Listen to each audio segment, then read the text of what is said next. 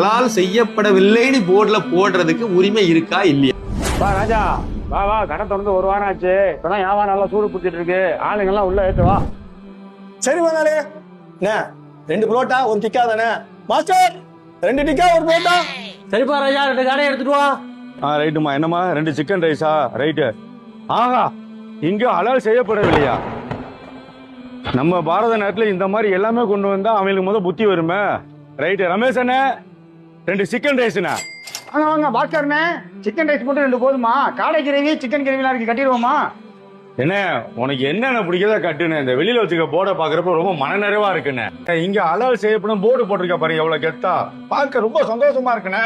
சரிப்பா சரிப்பா, உள்ள போய் உட்காரு, 10 நிமிஷத்துல எல்லாம் அடி ஆயிரும். எப்பா சகீர், நல்ல ஊருக்கு கூப்பிட்டு வந்தா ஹோட்டலே காணோம், வயிறு பசிக்குது. அங்க ஒரு ஹோட்டல் தெரியுது பாரு.